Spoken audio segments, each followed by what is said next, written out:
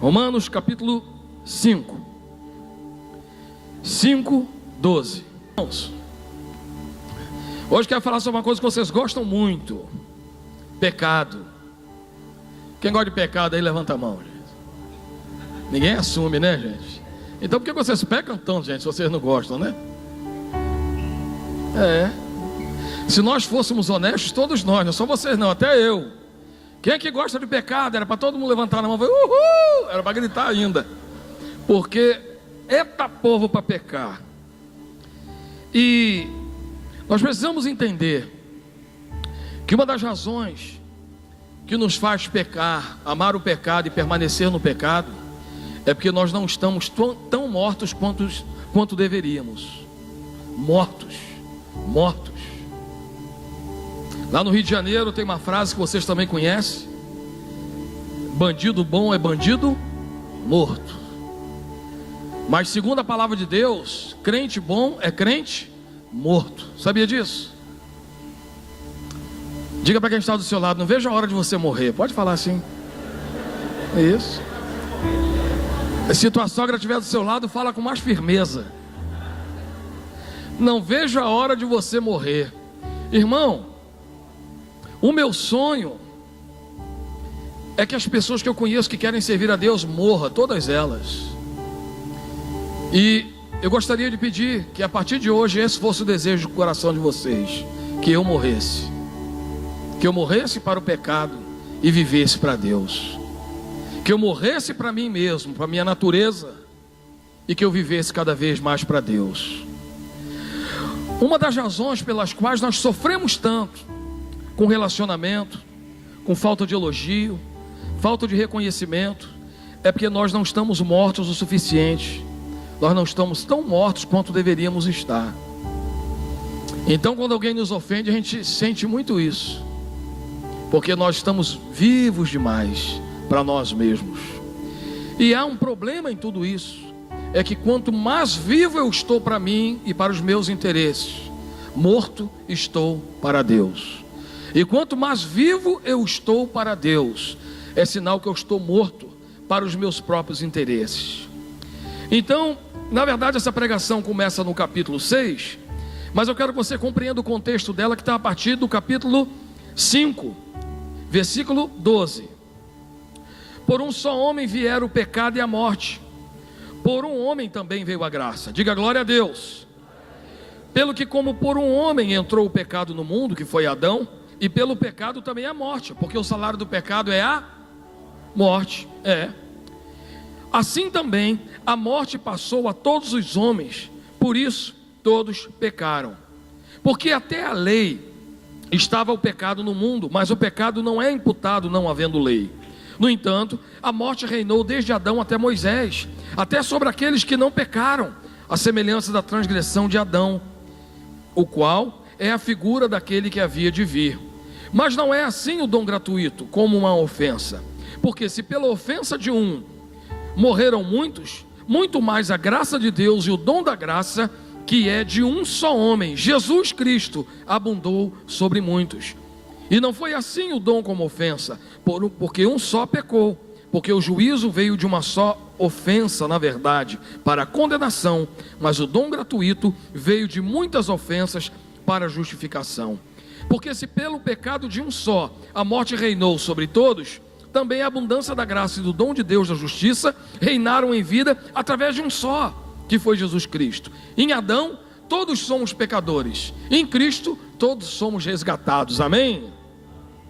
Então aqui vem um versículo que muita gente confunde, versículo 19: porque como pela obediência de um só homem muitos foram feitos pecadores, pela desobediência de um só homem, assim pela obediência de um muitos serão feitos justos. Veio porém a lei para que a ofensa abundasse, mas onde abundou o pecado, superabundou a graça, para que assim como o pecado reinou na morte, também a graça reinasse pela justiça para a vida eterna por Jesus Cristo nosso Senhor. Amém? E aí o que aconteceu, irmãos? Baseado nisso, depois que o povo entendeu, porque perceba bem, Roma nesta época, o apóstolo Paulo escreveu a carta aos Romanos numa época em que quem governava o mundo era um período que estava transicionando da Grécia para Roma. Então é preciso a gente entender isso. Às vezes tem crente que não estuda filosofia, e eu também não sou filósofo nem especialista em filosofia, mas ele não entende a importância de você compreender o que o mundo estava vivendo naquela época em que o texto foi escrito, porque é isso que dá a substância. É igual, por exemplo, alguém pegar a pregação de um pastor, dando uma dura no povo e falar: meu Deus, mas que pastor grosso. Mas você sabe qual foi a circunstância que o pastor falou aquilo? Já viu quando alguém pega um texto isolado e fala: olha só como é que essa pessoa falou, mas depois você vai descobrir por que ela falou. Então, da mesma maneira, quando nós começamos a estudar, e você que é secundarista, ou você que faz faculdade, começa a prestar atenção nisso, como é que o período em que os filósofos falaram. Então, por exemplo, Aristóteles, ele nasceu na época de Malaquias, e Malaquias é do tempo de Neemias. Malaquias não é 1000 anos depois de Neemias, porque Neemias está logo ali, né? Antes de Salmos, antes de Esdras, está Neemias. Aí parece que a Bíblia foi escrita na ordem que você lê. Não foi. A Bíblia ela é separada para você ler e entender uma história inteira. Então você quer ler sobre a história de Daniel, você lê a história de Daniel. Agora, dentro do contexto cronológico, Daniel é capítulo 1, 2, 3 e 4, depois entra Jeremias de 1 a 30, e depois volta para Daniel. Então, se você não lê Jeremias, você não entende o livro de Daniel. Da mesma maneira, se você precisa entender que Neemias, toda a história de Neemias aconteceu perto da época de Malaquias. E quem era o filósofo na época principal? Era Aristóteles. Quem é que governava? Era Alexandre o Grande. E quando a gente começa a entender isso aí, a aplicação histórica dentro da Bíblia, a gente vê por que o povo entende. Então, pode parecer uma loucura para você o que o apóstolo Paulo falou: onde abundou o pecado, superabundou a graça. Aí qual foi a mania que veio? O seguinte: porque eles estavam dentro do entendimento filosófico, ou é isso, ou é aquilo. Então o que o povo entendeu? Está aqui o primeiro versículo: que diremos pois? Obrigado. Que diremos pois? Permaneceremos no pecado para que a graça seja mais abundante? Porque, gente, esse é um raciocínio até lógico dentro da filosofia. Onde abundou o pecado, superabundou a graça. Então vamos pecar bastante para a graça de Deus superabundar. É um raciocínio lógico dentro da filosofia. Mas dentro do cristianismo e daquilo que Paulo queria ensinar aos romanos, isso era uma outra coisa. Então foi quando Paulo começou a ensinar a importância do crente morto para o reino de Deus, a importância do crente morto poder viver o propósito de Deus. Aí foi quando começou o capítulo 6. Vamos lá, continuando junto comigo. A pregação é sobre o capítulo 6, de 1 a 14. Que diremos, pois? Permaneceremos no pecado para que a graça seja mais abundante? De modo nenhum. Nós que estamos mortos para o pecado, como viveremos nele ainda? Ou não sabeis que todos quantos fomos batizados em Jesus Cristo, fomos batizados na sua morte? Olha aí, de sorte que fomos sepultados com ele pelo batismo na morte, para que, como Cristo ressuscitou dos mortos para a glória do Pai, assim andemos nós também em novidade de vida. Vocês estão entendendo, gente? O que eu costumo dizer e ensinar lá na minha igreja? Existem pessoas que se convertem, mas não querem se batizar. É igual o morto que não quer se sepultar. Porque quando você aceita Jesus, você morre para o pecado. E o sepultamento é quando? É no batismo. Então, alguém que morreu e não quer, alguém que se converteu e não quer se batizar, é um morto que não quer ser enterrado, não pode. Então, este é o entendimento desse texto. Continuando, versículo 5: porque se fomos plantados juntamente com ele na semelhança da sua morte, também o seremos no dia da sua ressurreição. Quem pode dar glória a Deus? Sabendo isto, que o nosso velho homem foi com ele crucificado, para que o corpo do pecado seja desfeito, a fim de que não sirvamos mais ao pecado, porque aquele que está morto está justificado do pecado. Ora, se já morremos com Cristo, cremos que com ele também viveremos, sabendo que havendo Cristo ressuscitado dos mortos, já não morre, a morte não terá mais domínio sobre ele, pois quanto a ter morrido, de uma vez morreu para o pecado, mas quanto a viver, vive para Deus. Assim também, vós considerai-vos como mortos para o pecado, mas vivos para Deus em Cristo Jesus. Portanto, não reine o pecado no seu corpo, para lhe obedecerdes com as suas concupiscências, nem tampouco apresentei os vossos membros ao pecado por instrumento de iniquidade, mas apresentai-vos a Deus como vivos dentre os mortos, e os vossos membros a Deus como instrumentos de justiça, porque o pecado não terá domínio sobre vós, pois não estáis debaixo da lei, mas estáis debaixo da graça. Amém? Então, irmãos, eu quero que você entenda que são duas situações diferentes. A graça não é moleza, a graça é uma outra condição em Cristo. A graça não é moleza, irmão, porque não foi moleza para Jesus estabelecer a graça para nós. A graça é resultado da morte e do sacrifício de Jesus. Então isso que nós precisamos entender. Quando eu estava aqui numa segunda-feira onde eu falei sobre finanças, eu disse para os irmãos que algumas pessoas brincam com a graça, mas a graça é mais séria do que a lei, porque a graça, ela exige um compromisso de amor com Deus, é um compromisso voluntário. Na lei, quem andava com Deus ou quem não andava com Deus, o pau quebrava de qualquer maneira. Mas na graça não, você manifesta o teu amor por Deus.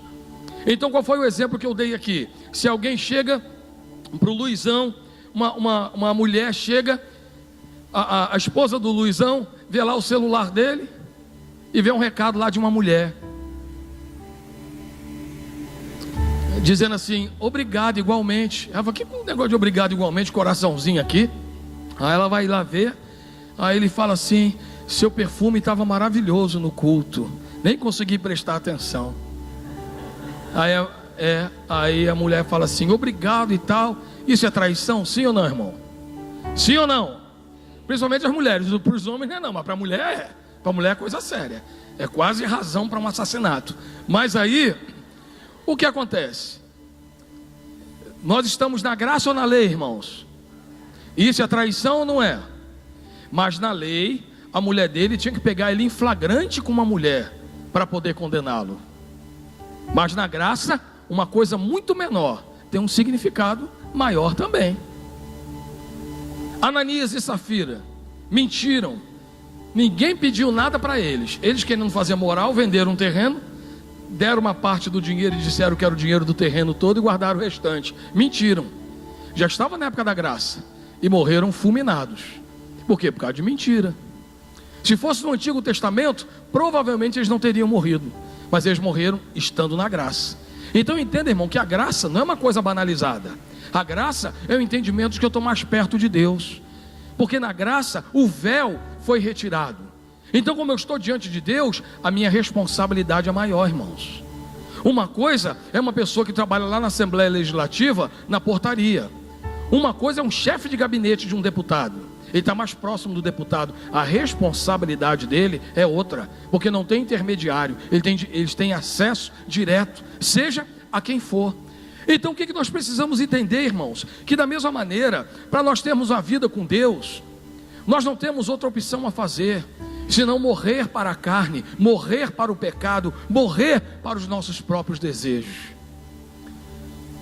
Só que dia após dia nós alimentamos isso, porque nós vivemos uma sociedade que alimenta o eu, o memi comigo, o eu conquistei. Conquiste o teu sucesso, conquiste isso, irmão. Não tem problema nenhum você conquistar o que for, desde que a tua vida esteja em Deus e que você conquiste tudo por causa de Deus, por Ele e para a glória dEle.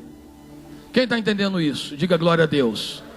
Agora, algumas pessoas se perdem, e algumas pessoas estão na igreja apenas para usar Deus para receber bênção. Se Deus olhasse para ele e falasse assim, ó, a partir de hoje eu vou botar alimento sobre a tua mesa, você vai ter casa para morar e vai ter saúde, mas não me peça nada mais, porque eu não vou te dar. Você continuaria na casa de Deus? A maioria não, porque a maioria está aqui tentando barganhar com Deus. Esse que é o problema, irmãos. Esse que é o problema da falta de relacionamento com Deus, porque Deus não é o bastante, Deus não é o suficiente. É melhor estar frio na fé, gastando dinheiro e ganhando muito, do que está vivendo intimidade com Deus e não está desfrutando os prazeres desse mundo. Por quê? Porque não está morto, irmão. Porque quem está morto, Deus é o suficiente para ele. Quem está morto, estar na presença de Deus é o suficiente para ele. Quem está morto não vai ficar chateado porque não tem dinheiro para sair hoje e comer uma pizzazinha, um cachorro quente. Ele vai dizer: eu vou para casa, vou me derramar em Deus, porque a tua graça me basta e teu poder me aperfeiçoa a minha fraqueza. É no Senhor que estão todas as coisas. Mas amados, nós somos até mesmo a igreja. O Evangelho aponta as pessoas para a conquista. Quantos cânticos que nós até cantamos. Eu não tenho problema nenhum em cantar cânticos que são cânticos de fortalecimento e encorajamento. Mas amados, tem cântico que o cântico é voltado para o homem. Tem adoração que é uma adoração triunfalista. Eu vou ter, eu vou conquistar, eu vou ganhar, eu vou multiplicar, eu vou fazer acontecer. O eu é o centro, irmão. É uma adoração egocêntrica, ao invés de ser cristocêntrica. E por quê? Porque nós não queremos morrer. Nós queremos, eu estou em Deus, mas quero ver o que eu vou ganhar com isso. Eu estou na igreja, mas quero ver, como se a salvação não fosse o suficiente. Como se a salvação fosse pouco, irmãos. Como nos livrar do inferno fosse qualquer coisa. Irmãos, eu não consigo imaginar a minha vida sem Deus. Você não pode imaginar a sua vida com Deus. E o texto aqui está dizendo: porque estás debaixo da graça e não debaixo da lei, o pecado não terá domínio sobre vós. Irmão, não é o pecado que te domina, é você que se submete ao pecado. É você que se submete dia após dia a fazer escolhas que vão reafirmar o caminho do pecado na tua vida. E grande parte do pecado nada mais é do que hábitos. Você se habitua a murmurar, você se habitua a mentir. A maior prova de que você se habitua a mentir é que você nunca mente perto de quem tem condições de te desmascarar. Então, se você seleciona para quem vai mentir, é porque você pode vencer a mentira. Se você seleciona a hora que você vai olhar para uma mulher mal vestida na rua, é porque você tem condições de controlar. Então não vem para cá dizer: ah não, o pecado, a tentação, a carne é fraca. Irmã, a carne é fraca, mas o pecado não é vitamina. A carne é fraca e não vai ser o pecado que vai te fortalecer. A carne é fraca, então fortaleça o teu espírito. Porque a tua carne é fraca mesmo, ela está morta. Ela tem que estar fraca, porque você já está crucificado com Cristo, irmão. E aquele que está crucificado, acabamos de ler aqui, a carne perdeu o seu valor, perdeu a sua força. Agora, se você realmente não está crucificado com Cristo, realmente você vai ter que ser escravo da carne, irmão. E a escravidão da carne nos leva para a destruição. Mas quando nós estamos mortos, com a nossa carne apodrecida, o nosso espírito está fortalecido em Deus. Só que a nossa carne, ela judia demais de cada um de nós. A nossa carne, ela tenta tirar de nós tudo aquilo que nós temos de melhor, que são as coisas espirituais. Quando eu começo a me enxergar como um bom morto, irmão, que delícia ser um bom morto. Eu já fui em vários velórios, irmãos. Eu nunca vi um defunto pedir para cantar uma música. Eu nunca vi um defunto reclamar que tem gente demais perto dele. Eu nunca vi um defunto reclamar que o pessoal está gritando ou está chorando demais. Eu nunca vi, irmãos, porque o defunto não tem vontade. Se você é controlado só pelas tuas vontades, é porque você não está morto para Deus. Você está deixando a tua carne controlar você. O defunto não está nem aí se ele está sendo injuriado ou elogiado. Ele não sabe, irmãos, o que ele tem para ele. A mesma coisa tem que ser a nossa vida em Deus. Se estamos mortos para o pecado não pode ter acesso, irmãos. E sabe o que acontece? Quando Satanás começa a perceber que você está morto, ele sabe que contigo não adianta mexer, porque ele está morto. Ninguém cutuca cachorro morto, irmão. A mesma coisa é o diabo. O diabo vai olhar para você assim: esse aí não adianta mexer com ele não, já está morto. Já está morto. Esse aí não adianta. Irmão, você pode pegar um cara morto, o cara que foi o maior pegador de mulherada na face da terra.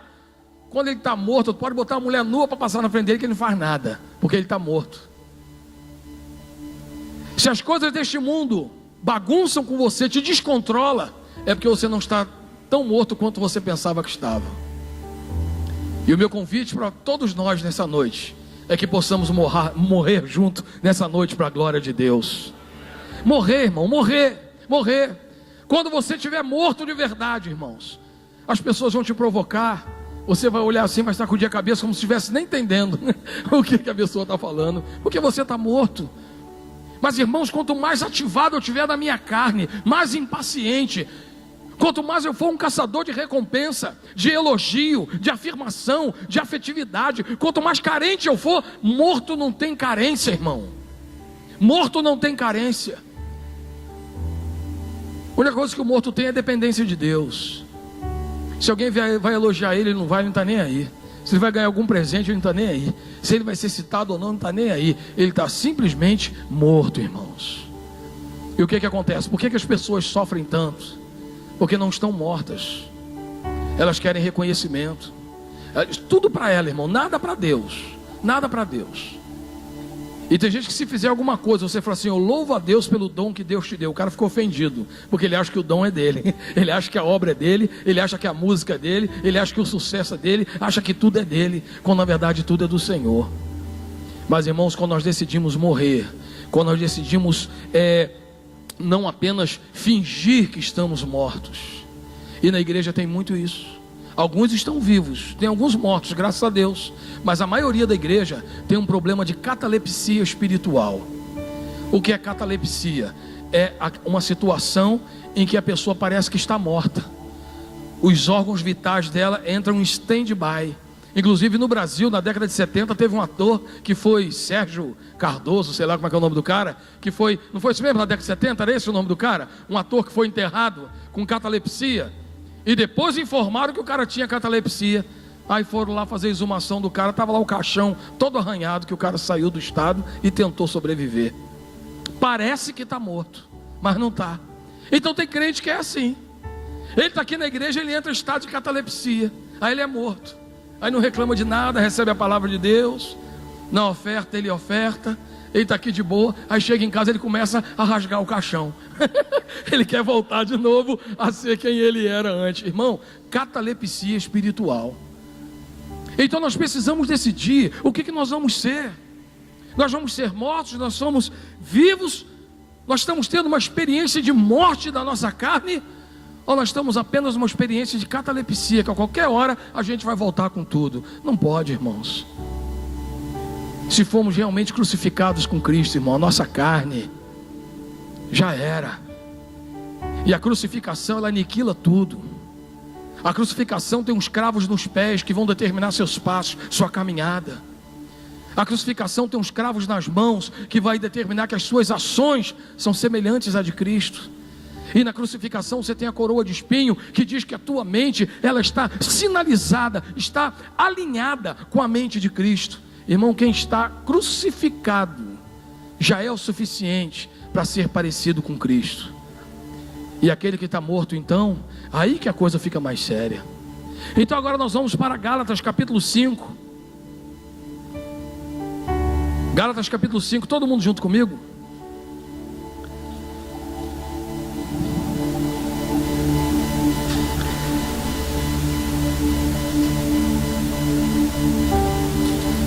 No livro de Gálatas capítulo 5, nós aprendemos então quais são as manifestações de uma pessoa que não consegue morrer, porque a carne tem as suas manifestações. Quem está vivo se manifesta de várias maneiras. Então nossa carne tem várias maneiras dela se manifestar. Então nós vemos aqui no versículo 19: porque as obras da carne são manifestas, as quais são prostituição, impureza, lascívia, idolatria, feitiçaria, inimizade, porfia, emulação, ira, peleja, dissensão, heresia, inveja, homicídio, bebedice, glutonaria e coisas semelhantes.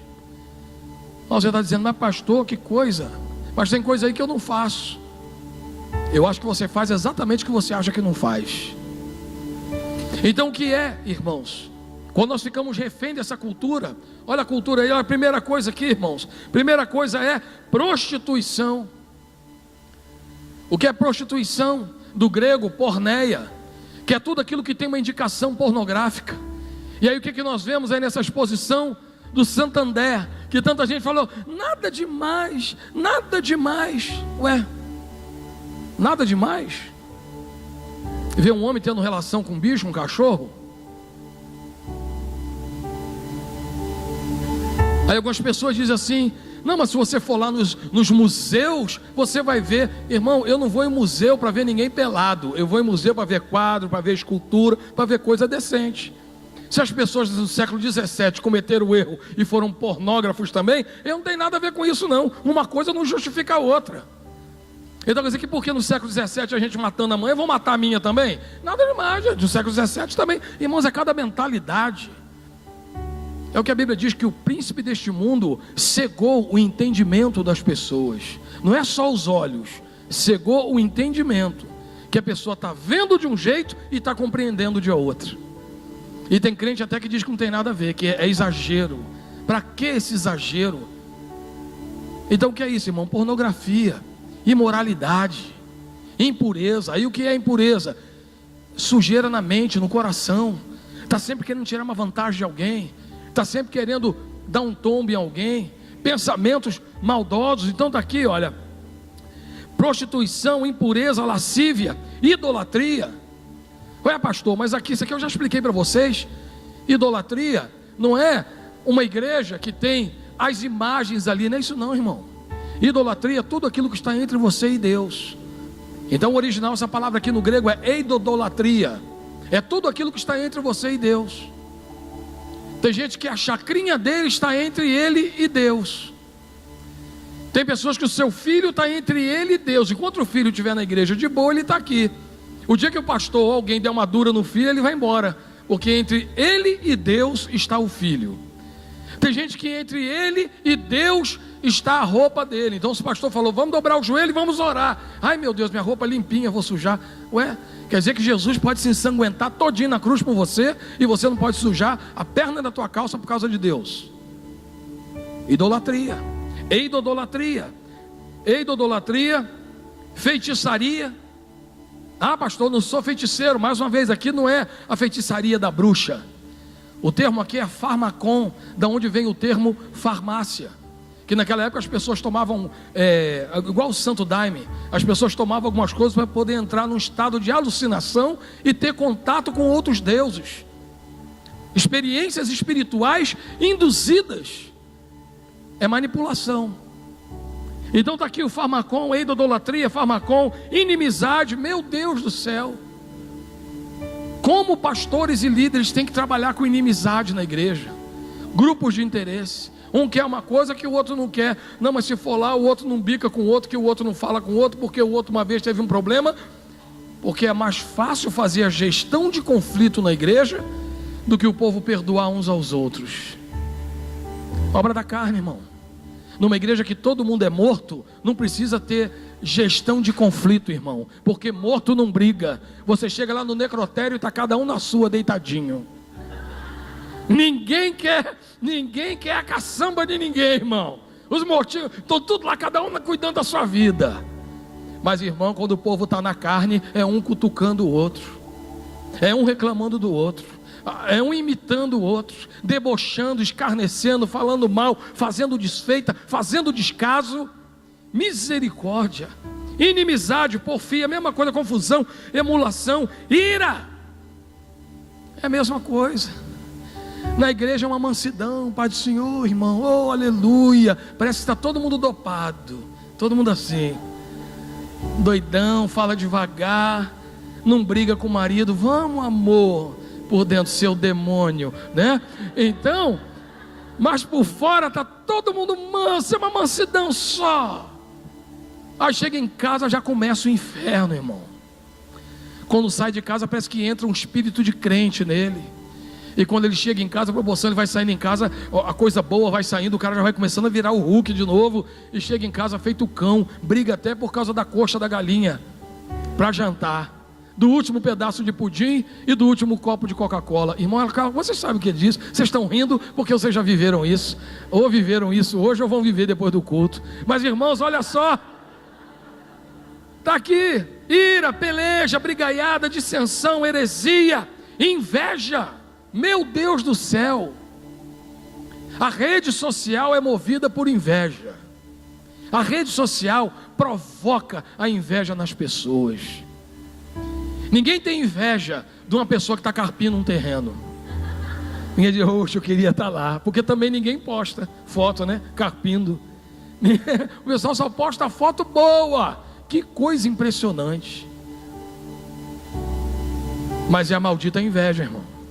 E Jean Paul Sartre, que foi um filósofo mala, esquisito, ele falou uma coisa bem interessante, que a inveja é muito justa, porque só o invejoso sofre. E é verdade mesmo. O invejoso se desgraça e o invejado está lá levando a vida dele na boa. Então a inveja é justa para com os outros. Mas irmãos, eu e você, a gente precisa tomar cuidado, que quando a gente tem inveja de alguém, a gente faz uns comentários para poder diminuir.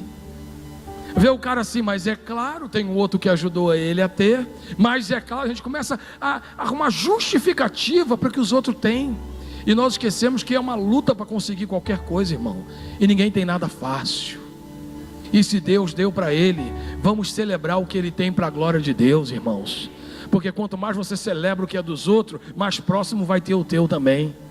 Mas quando você rejeita, meu Deus, eu não sei para que isso, eu não sei para que uma casa desse tamanho, eu não sei para que um carro desse, eu não sei para que viajar tanto, já que você não sabe para que, você nunca vai ter.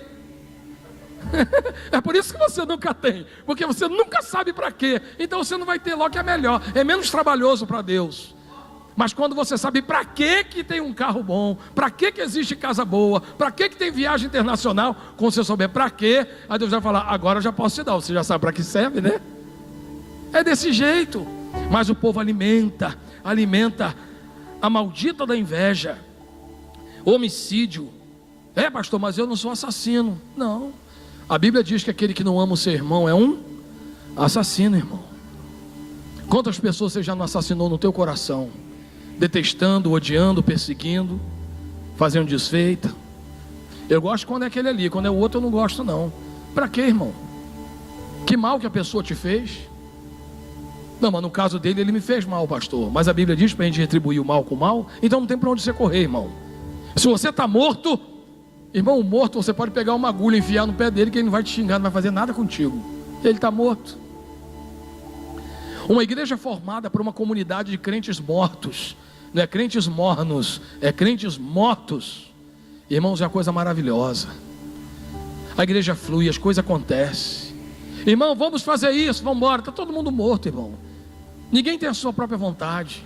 O morto, ele é levado para onde você quiser. Se você botar ele em pé, ele fica. Se você botar ele no calor, ele fica. Se você botar ele no frio, ele fica. E não precisa dar comida. Já pensou que coisa maravilhosa, irmãos? Quando os crentes parar de comer, vai ser um milagre, irmão. Vai ser uma coisa fantástica, né? Porque a maneira de reunir crente é dar comida. Então por aqui vai. Mas aqui nós vemos a marca de quem está morto. Vamos agora falar do morto, que eu já estou terminando. Mas o fruto do Espírito, quem é espiritual aí, diga glória a Deus. Irmãos, o que é o Espírito? Repetindo, que tem sempre alguém que nunca ouviu. É a partícula que Deus colocou dentro de você. Então, Deus criou o bicho, Deus criou a planta só com corpo. A planta não tem emoção. Nem a samambaia chorona, né? Ela é chorona só de nome, ela não tem emoção. Mas irmão, a planta só tem corpo. O animal tem corpo e tem alma. E a palavra animal no latim é anima, que significa alma. Então o cachorro tem alma. Por isso que ele aprende.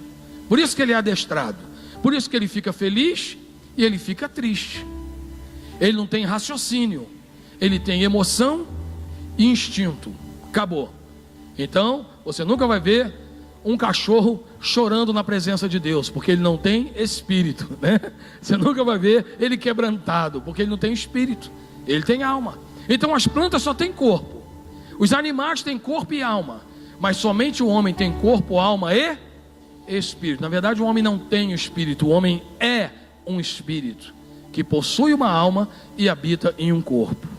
Aquilo que você é por causa do Espírito de Deus. E todo o vazio do homem é pela falta da conexão dele com Deus, irmãos. É uma escola da psicologia que poucas pessoas falam, mas existe a escola de Freud, que diz que todo conflito do homem está nas suas necessidades sexuais. E o homem, quando não é realizado sexualmente, ele se torna ansioso e cheio de transtornos. Freud tinha um discípulo chamado Alfred Adler, que ele dizia que o grande problema do homem é a falta de poder e autoridade, que quando o homem tem poder nas mãos, ele se sente realizado. Por parte é verdade. Mas tem a terceira escola de Viena, de um homem chamado Viktor Frankl, que ele é filho de judeus, e ele foi nascido e criado em Viena, e ele e sua família foram levados para o campo de Auschwitz. Os seus pais morreram na câmara de gás, a sua esposa também na câmara de gás, mas ele sobreviveu. E ele era um psiquiatra que trabalhava no hospital de Viena. E ele, como judeu, ele guardava os preceitos e a importância de que ele era um ser espiritual.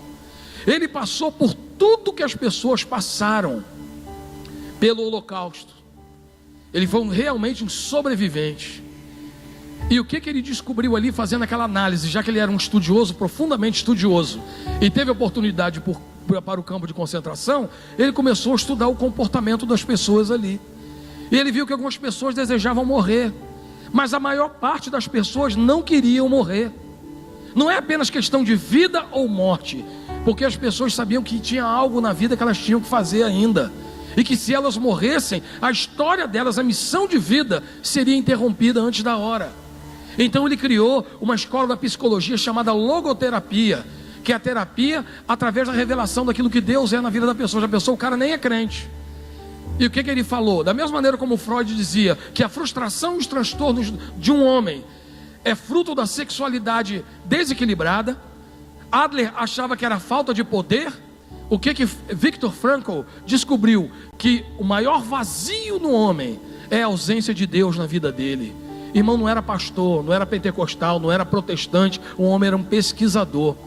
E ele começou a criar essa logoterapia, que se juntou também à filosofia do existencialismo. Mas tudo isso, irmão, aponta aqui para a obra de Deus. Que quando você sabe quem é Deus na tua vida, você não consegue se sentir pleno enquanto você não estiver cheio de Deus. Você não se sente feliz enquanto não estiver vivendo a vontade e a plenitude de Deus. Por quê? Porque você é um espírito, irmãos. Você é um espírito igual ao mendigo. Você é um espírito igual ao homem mais rico do mundo, Carlos Slim. Você é um espírito. E você pode resolver se encher, se tornar pleno em Deus, vivendo uma vida espiritual. Então como é que o espiritual vive aqui, irmão? Ô pastor, eu já sei, espiritual é cheio de dom do Espírito. Não, está aqui, olha, o fruto do Espírito, versículo 22. Mas o fruto do Espírito é amor, gozo, paz, longanimidade, benignidade, bondade, fé, mansidão, temperança. Contra essas coisas não há lei. Então aqui nós vemos, irmãos, quem está morto para o pecado, ama e ama sem limite. Quem está morto para o pecado, ama a qualquer pessoa sem querer nada de troca.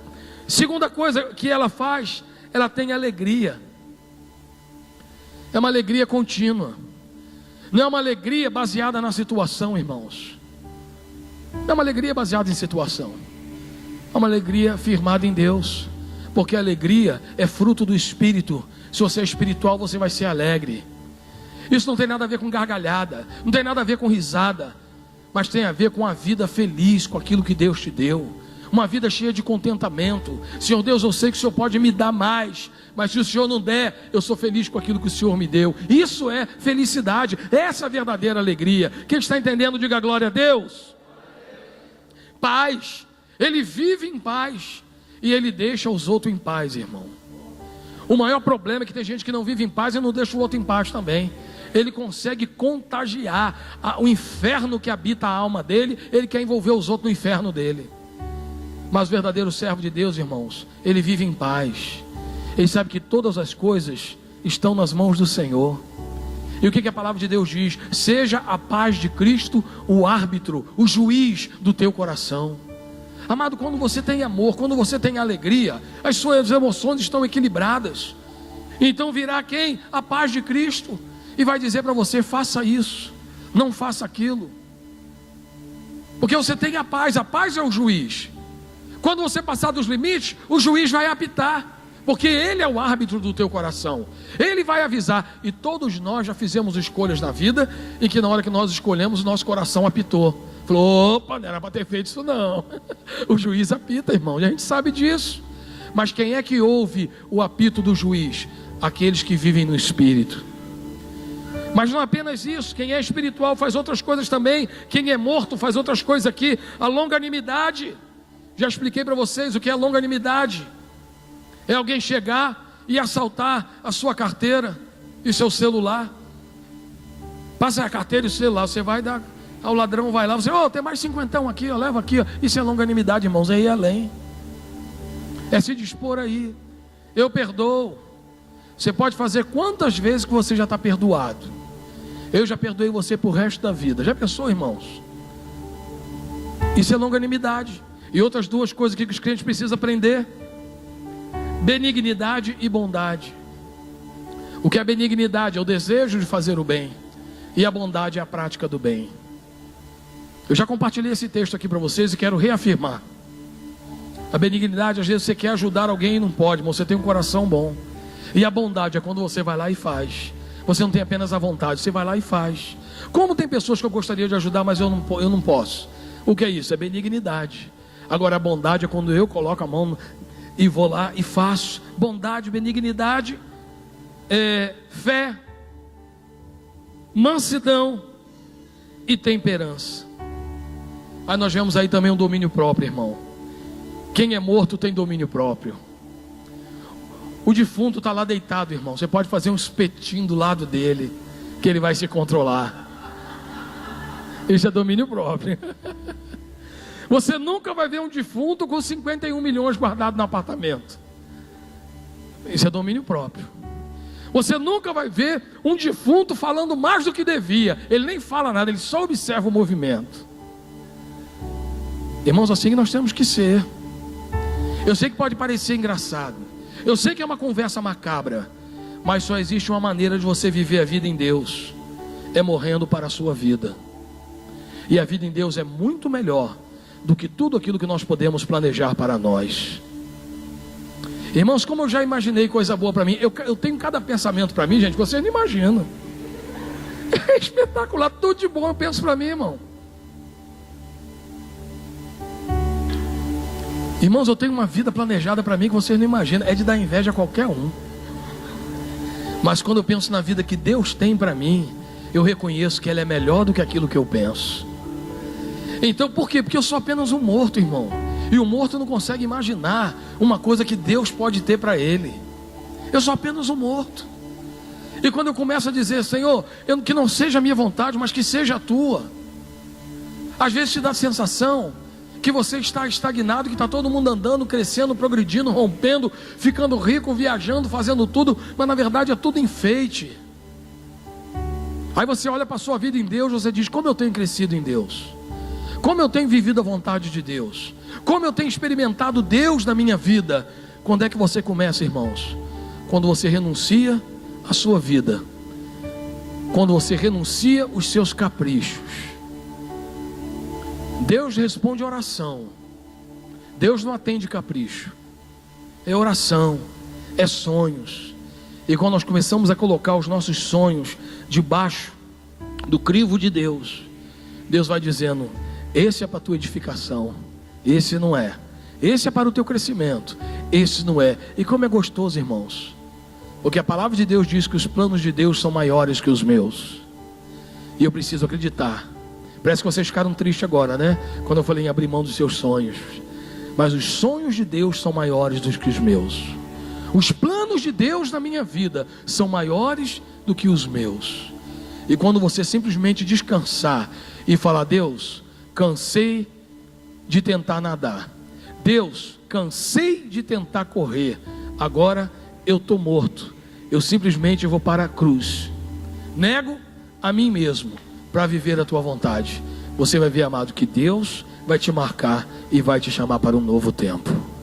Eu quero que você fique em pé. Eu quero orar por você. Eu quero que você coloque teu coração diante de Deus e saiba que o pecado só vai produzir morte na tua vida. Se você está morto para o pecado, você está vivo para Deus. E as coisas vão acontecer na tua vida. Os milagres vão acontecer na sua vida. As portas vão se abrir na sua vida. Porque você está decidido a morrer para si mesmo e viver para Deus.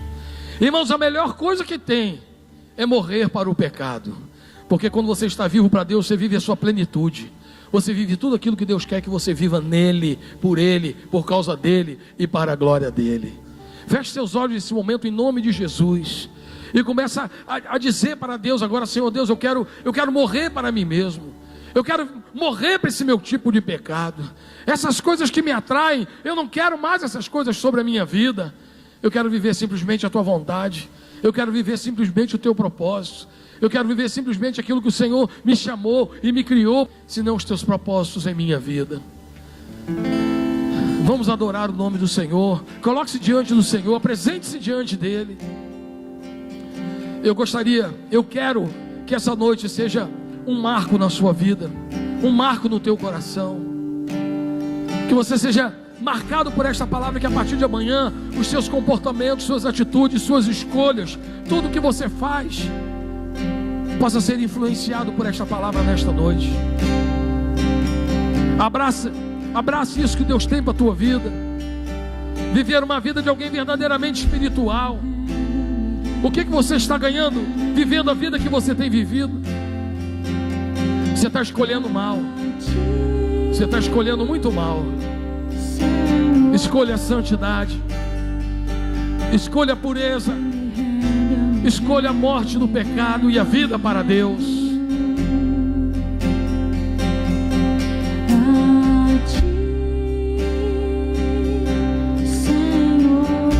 Se essa palavra te atraiu, se essa palavra te chamou, sai do seu lugar, vem aqui na frente.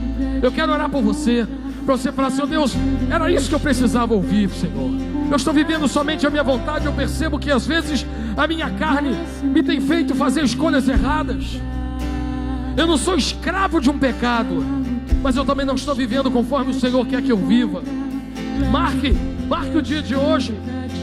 Marque o dia de hoje como o dia que você vai zerar a sua caderneta e começar uma nova história, um novo momento em Deus na tua vida. Vem aqui que eu quero orar por você. Nós vamos orar juntos e vamos nos colocar diante do Senhor para dizer: Senhor, eu quero a partir de hoje analisar a minha vida sob este crivo da obra da carne e do fruto do Espírito. Eu quero viver, eu quero ter essa experiência contigo. Saia do seu lugar, vem aqui, eu vou orar por você e nós vamos começar juntos. Eu estou junto contigo também nessa. A partir de hoje, começando um novo tempo, uma nova experiência em Deus, deixando o meu eu lá na cruz, crucificando minhas mãos, crucificando meus pés e meus passos, crucificando as minhas mãos e pondo uma coroa de espinho na minha mente, para que meu pensamento seja o pensamento de Deus.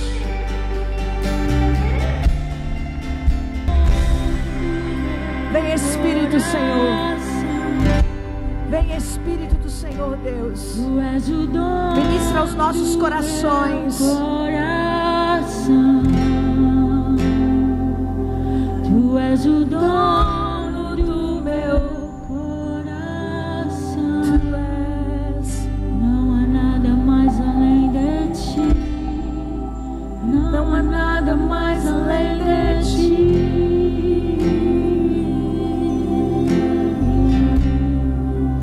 Jesus.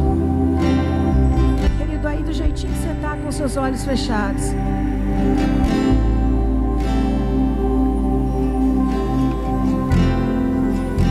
Queridos, às vezes nós levamos a nossa vida e a gente está buscando libertação, né? Libertação da pobreza, libertação do encosto que veio não sei da onde, que alguém mandou na obra de macumbaria. Querido, quando a maior libertação que nós precisamos é de tudo isso que o pastor falou aqui hoje, das coisas produzidas na nossa carne. Às vezes a gente vai fazer campanha de 7 dias, passei isso, passei lá aqui, para ganhar dinheiro, para arrumar casamento, para comprar carro, para comprar casa. Mas a gente não consegue fazer uma campanha de libertação para tirar de dentro de nós a obra da carne. Mas hoje, em uma única palavra, o Senhor nos revelou naquilo que nós temos estado vivos e onde nós precisamos realmente ser libertos da vida que nós temos produzido na nossa carne.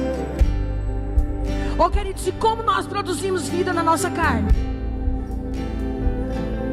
Uma vida que machuca as pessoas, uma vida que ofende a nossa família, uma vida que destrói o nosso próprio casamento.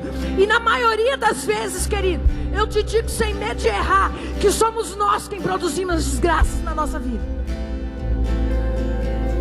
Quando nós queremos viver no momento que nós deveríamos estar mortos, nós ficamos buscando vida na carne. Levanta sua mão, amado.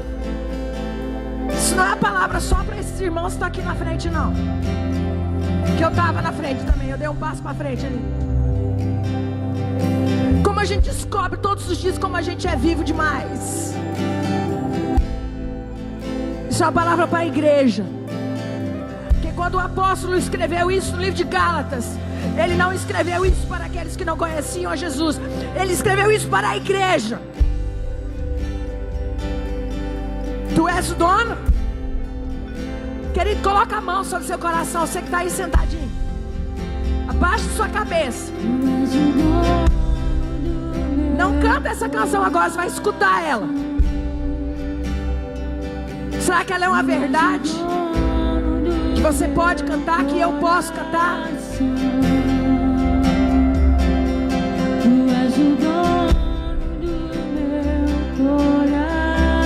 Olha só, querido, não há nada mais além de ti. Não há nada mais além de ti.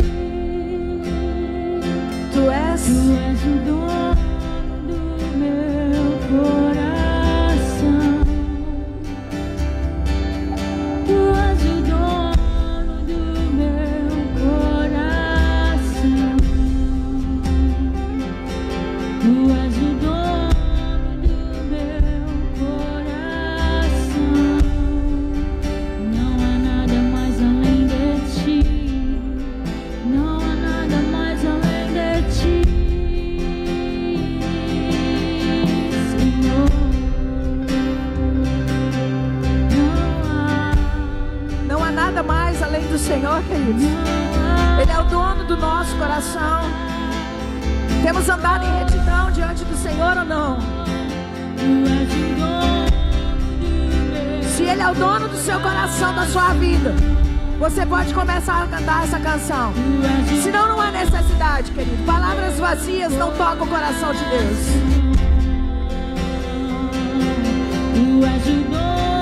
Se você quer que Ele seja o dono do seu coração, a partir de agora, começa a cantar.